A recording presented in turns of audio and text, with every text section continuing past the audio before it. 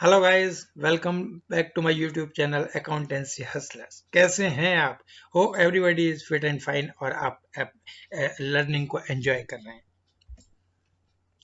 Students, पिछले chapter में हम लोगों ने चैप्टर 2 कंप्लीट किया था जो था बेसिक अकाउंटिंग टर्म्स, और आज हम आपके लिए लेकर आए हैं अकाउंटेंसी का चैप्टर नंबर 3 और वो है अकाउंटिंग प्रिंसिपल्स। गाइस, ये बहुत इंपॉर्टेंट चैप्टर है और इसको बहुत अच्छी तरह से आपको तैयार करना है। और यहाँ पर मैंने कोशिश की है कि सब कुछ आपको रेडीमेड कंडीशन में पहुंचा दूं, और इसको पढ़ने के बाद डेफिनेटली आपको ये चैप्टर बहुत अच्छे से प्रिपेयर हो जाएगा। तो आइए चलिए शुरू करते हैं अपना चैप्टर नंबर 3, अकाउंटिंग प्रिंसिपल्स। पहले मैं आपको ये बताता हूँ कि अकाउंटिंग प्रिंसिपल्स का मीनिंग क्या होता है। Accounting principles are set of rules which define the way in which accounts should be prepared। तो ये एक सेट ऑफ रूल्स है, कॉमन रूल है, जिसके बेस पे हम अपने अकाउंट्स प्रिपेयर करते हैं। सारे अकाउंटेंट्स के लिए कंपलसरी है कि इन रूल्स के अकॉर्डिंग ही वो अपने अकाउंट्स प्रिपेयर करें। They are also known as GAAP, और ये बड़ा कॉमन सा वर्ड है, आप अक्सर सुनते होंगे। तो ये जो अकाउंटिंग प्रिंसिपल्स हैं, they are collectively called GAAP, generally accepted accounting principles.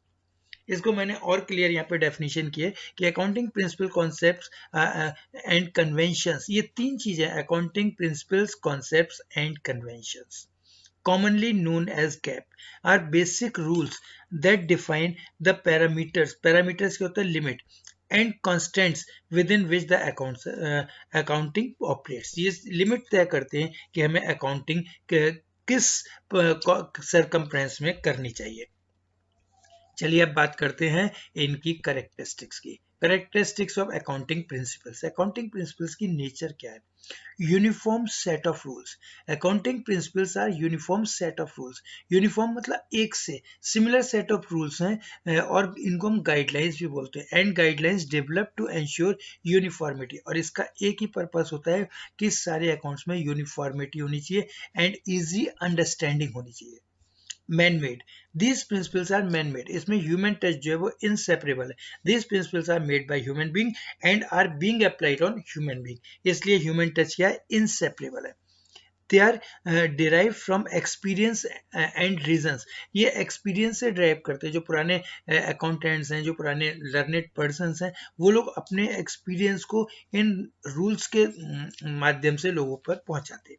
And they are not laboratory tested, ये प्रिंसिपल्स जो है लेबोरेटरी टेस्टेड नहीं होते, मैन मेड प्रिंसिपल्स होते हैं, और इसलिए में ये मॉडिफाइड भी हो सकते हैं, और इसलिए this principles are not universally applicable. They are changed from person to person, accountant to accountant, and firms to firms. Flexible, these principles are not rigid, ये rigid नहीं होते।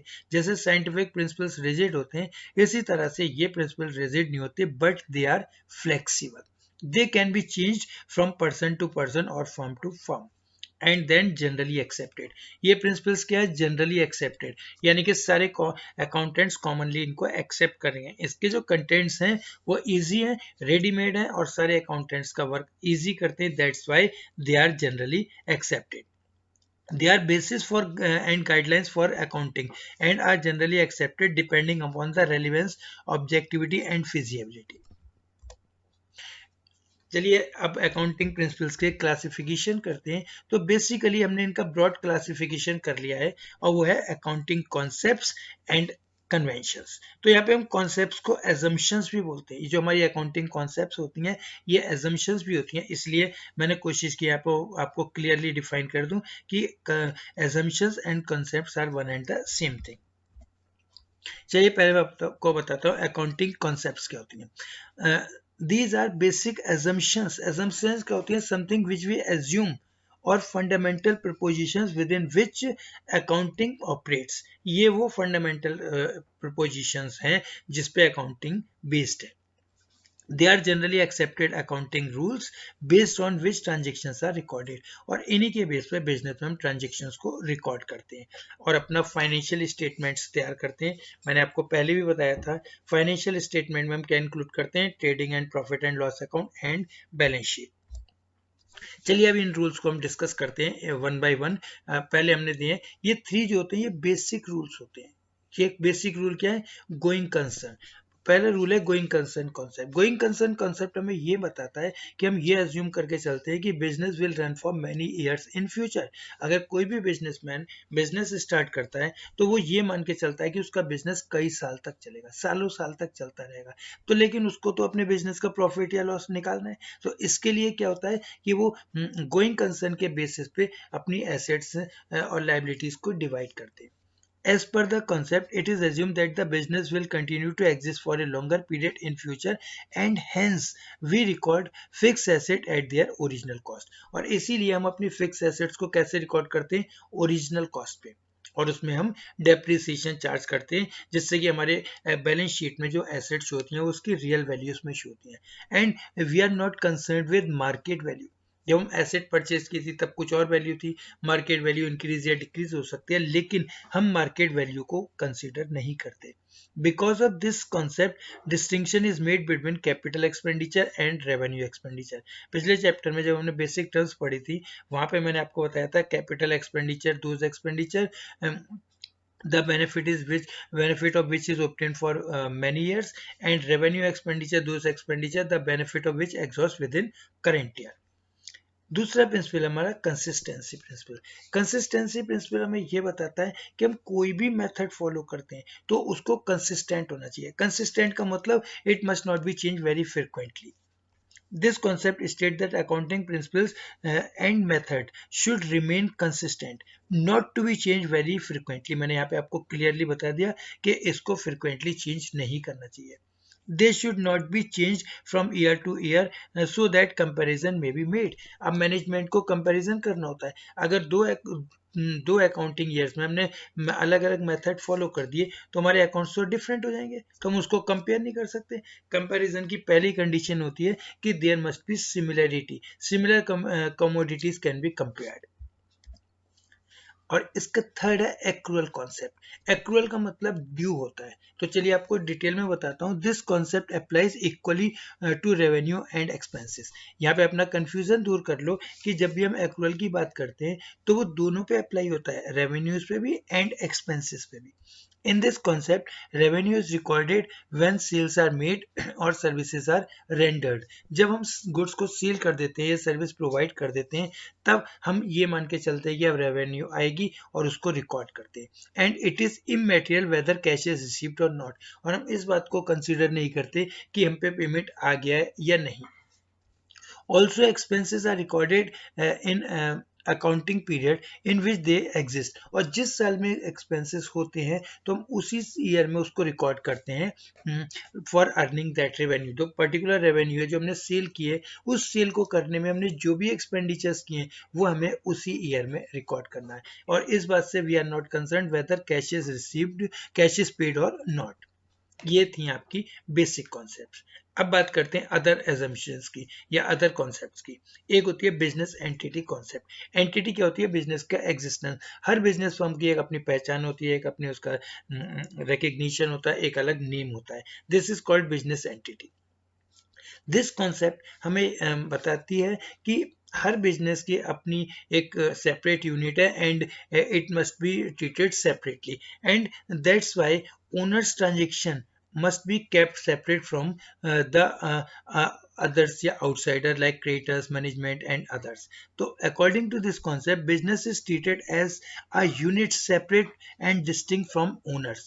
owners और business two अलग अलग बातें हैं। As such, business transactions and owners' personal transactions must be kept separate। इसीलिए हम बिजनेस के ट्रांजेक्शन्स को और ओनर के ट्रांजेक्शन को अलग अलग रखते हैं। नेक्स्ट आती है money measurement concept. Money measurement concept हमें क्लियरली ये बताती है कि only those transactions must be recorded in the books of account which are measurable in term of money. हम केवल उन ट्रांजेक्शंस को बुक में रिकॉर्ड करते हैं जो मनी में मेजर हो सकते हैं। कोई भी ऐसा ट्रांजेक्शन जिसको हम मनी में मेजर नहीं कर सकते, that can not be recorded. यहाँ पर एक एग्जाम्पल लेते हैं कि अगर हम कहते हैं कि वो बहुत बड़ा बिजनेसमैन है, तो बहुत बड़ा बिजनेसमैन अपनी हाइट से नहीं हुआ है, किस चीज से हुआ है? अपनी अर्निंग पावर से। हम उसकी अगर जो बहुत बड़ा बिजनेसमैन है इसका मतलब क्या है कि उसकी इनकम बहुत है। हमने उस व्यक्ति के जो एफर्ट्स थे उसको किस में कैलकुलेट किया? मनी में। अकाउंटिंग पीरियड कॉन्सेप्ट, ये एक इम्पॉर्टेंट कॉन्सेप्ट है और अकाउंटिंग पीरियड के बारे में आपको जानना बहुत जरूरी है। Accounting, according to this concept, the life of enterprise is broken into time intervals so that its performance is measured at regular interval. अभी मैंने आपको बताया था गोइंग कंसर्न कंसेप्ट, वो ये बताती थी कि बिजनेस सालों साल तक चलेगा, लेकिन इतने सालों साल तक ओनर को तो ये पता ही नहीं चल पाएगा कि उसके बिजनेस में उसको क्या प्रॉफिट हुआ या क्या कंडीशन है। अगर मान लीजिए बिजनेस 50 साल चलता है तो 50 साल तक ये फाइंड आउट ही नहीं कर पाएगा।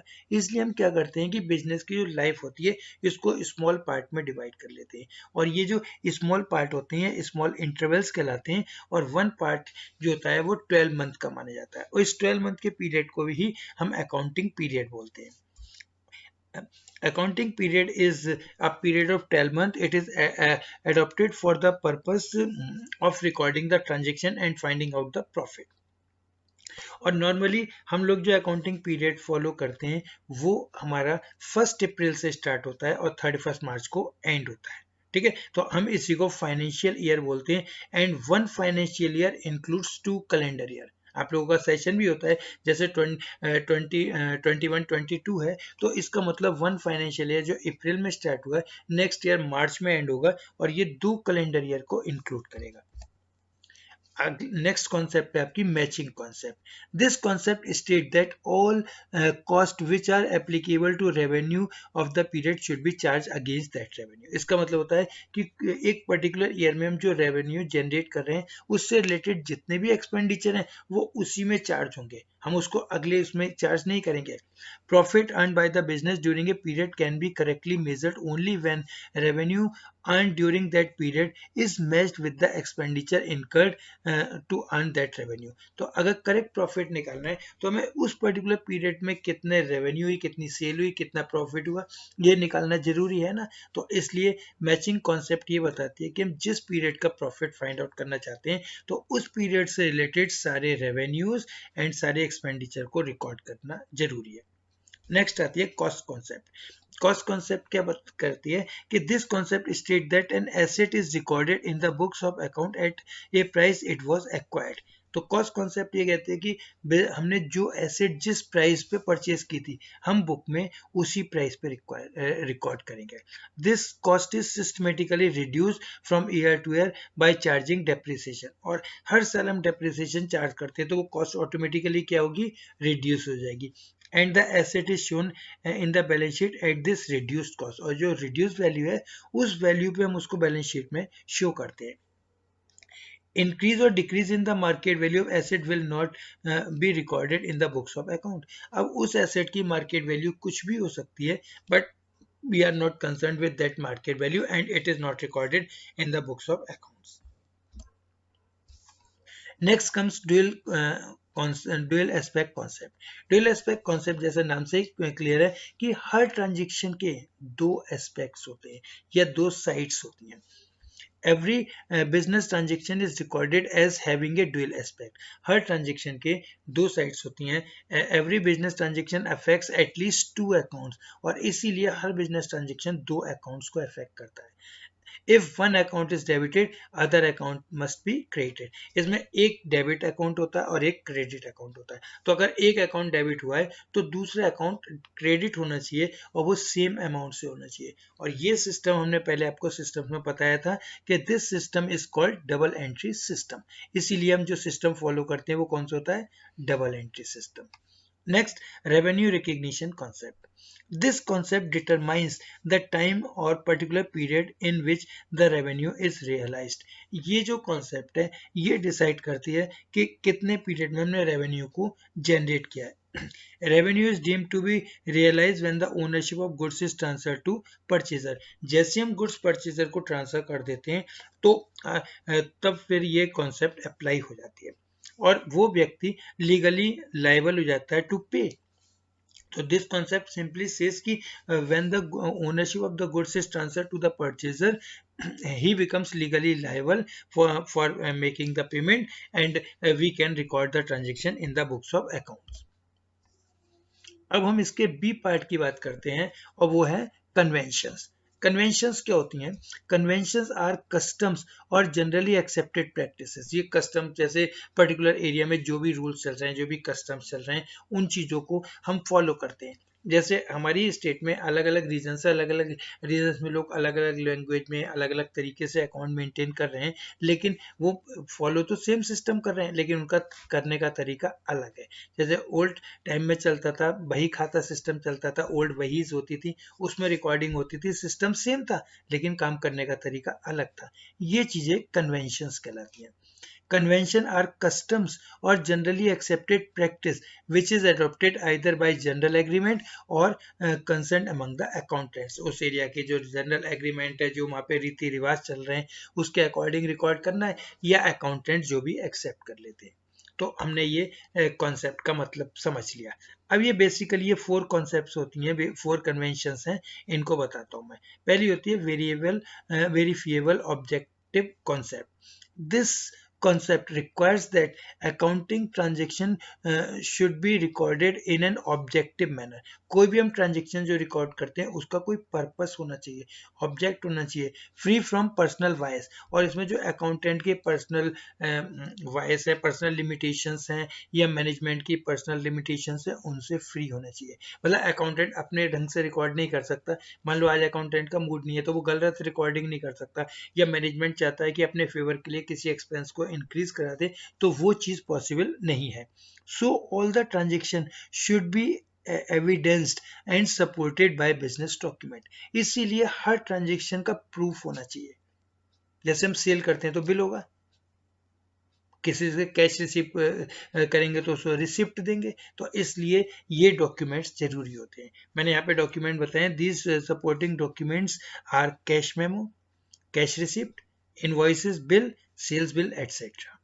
दूसरी कन्वेंशन है हमारी कि convention of full disclosure. Full disclosure convention हमें बताती है कि all information relating to account must be reported clearly so that the final conclusion may be made. अगर हम सारी बात बता ही नहीं रहे हैं, समथिंग इज बीइंग कंसील्ड, या कुछ बात को क्लियरली नहीं बता रहे हैं, तो हमारे अकाउंट करेक्ट कहाँ होंगे? अकाउंट करेक्ट नहीं हो सकते। इसीलिए हमें हर बात को क्लियर शो करना चाहिए। There should be a complete and understandable reporting. जो भी हम रिपोर्टिंग करेंगे, जो भी रिकॉर्डिंग करेंगे, एक तो वो कंप्लीट होनी चाहिए और अंडरस्टैंडेबल होनी चाहिए, कुछ मीनिंगफुल होनी चाहिए। Reporting on the financial statement of all significant information. जो भी जरूरी इंफॉर्मेशन हैं उनको शो करना चाहिए। इसीलिए हम अपने अकाउंट्स के इंपॉर्टेंट नोट्स को किस में दिखाते हैं? फुट नोट्स में या वर्किंग नोट्स में। That is important part of our details.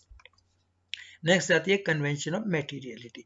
This concept और दिस कन्वेंशन सिंपली स्टेट्स कि दोज ट्रांजेक्शन विच है मेटीरियल वैल्यू, जिनकी कोई वैल्यू है और जिनका अकाउंट्स में कोई फर्क पड़ता है, हमें उन्हीं को रिकॉर्ड करना है।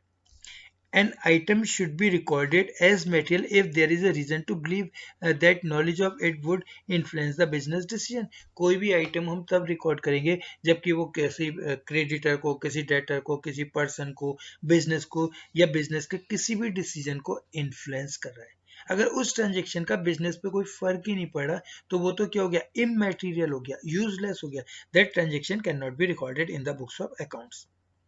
नेक्स्ट आती है कन्वेंशन ऑफ प्रूडेंस। ठीक है, कन्वेंशन ऑफ प्रूडेंस और कंजर्वेटिज्म, इसका मतलब होता है सेफ प्ले। ये प्रिंसिपल हमें सिंपली बताता है कि all anticipated losses should be recorded in the books of account. कोई भी हमारा एंटीसिपेटेड लॉस है, जो फ्यूचर में लॉस हो सकता है, तो हमें उसके प्रोविजंस बनाने हैं, उसको बुक में रिकॉर्ड करना है। बट ऑल एंटीसिपेटेड और अनरियलाइज्ड गेन्स, कोई भी एंटीसिपेटेड प्रॉफिट या अनरियलाइज्ड गेन, हमें ऐसा लगता है कि हमें कहीं से 15,000 रुपये मिल जाएंगे 10 डेज के बाद, तो हम उसको आज रिकॉर्ड नहीं कर सकते। Will record only when that money has been received, right? तो anticipated और अनरियलाइज्ड गेन्स और प्रॉफिट शुड बी इग्नोर्ड। इन्हें हमें क्या करना है? इग्नोर करना होता है। इसलिए हम ये जो पॉलिसी प्ले करते हैं, that is called the policy of play safe. Provisions are made for all known liabilities. जितनी भी नोन लायबिलिटीज हैं, जितना भी हमें लगता है कि हमें ये सब पे करना है, तो उनके लिए हमें कोई ना कोई प्रोविजंस बनाकर रखने हैं। तो स्टूडेंट्स, आज के लिए इतना ही। Thanks for watching. और enjoy your learning and I hope कि आप लोग सब बहुत ध्यान से समझ रहे हैं। तो गाइज मेरा पर्पस केवल ये है कि ज़्यादा से ज़्यादा स्टूडेंट्स को मैं एक रेडीमेड नॉलेज दे सकूं, और मैं आपको डेफिनेटली बताता हूं कि अगर आप इन नोट्स को अच्छी तरह पढ़ोगे और इनके बारे में अच्छी तरह से ध्यान दोगे तो आपको सब कुछ क्लियरली समझ में आएगा, और आप लोग बहुत कुछ कर पाओगे। और स्टूडेंट्स, जैसा कि मेरा भी पर्पस है और आपका भी पर्पस है कि ज़्यादा से ज़्यादा लोगों के पास ये नॉलेज पहुंचनी चाहिए और ज़्यादा से ज़्यादा स्टूडेंट्स इससे बेनिफिट उठाएं, तो please share and subscribe. Thank you.